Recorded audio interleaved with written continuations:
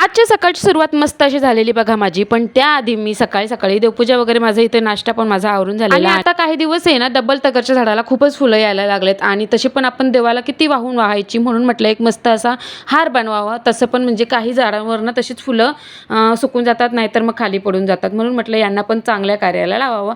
तशी पण प्रत्येक फुलाची इच्छा असते की मला पण देवाच्या चरणी वाहावं आणि प्रत्येक तुळशीपत्राचं पण. तर जसं आपल्या माणसांचं असतं, सगळीच माणसं देवाचरणी नाही, काही माणसं चांगले कार्य करतात, काही वाईट कार्य करतात. असो, तो विषय राहू दे बाजूला.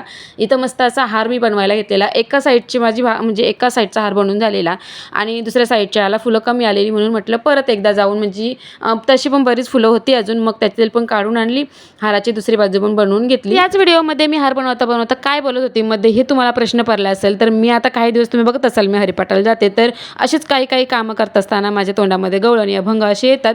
मग तेच माझं गवळणी बोलता इथं माझं हार बनवण्याचं काम चालू होतं. तसं पण वाईट विचार काहीतरी मनात येण्यापेक्षा मग हे असं काहीतरी बोललेलं देवाचं म्हणजे मला तरी प्रसन्न वाटतं. असो, तर बघा इथं मी हार मस्त बनवून घेतला. आणलेला हार किती का भारी असे ना, पण आपण घरात बनवलेला हातात बनवलेला हाराची किंमतच वेगळी असते. मस्तच वाटत होता. लगेचच समर्थांना घालून पण घेतला आणि असं होतं माझ्या आजच्या दिवसाची सुरुवात. असो, चला तर मग व्हिडिओ इथे सेंड करते. बाय.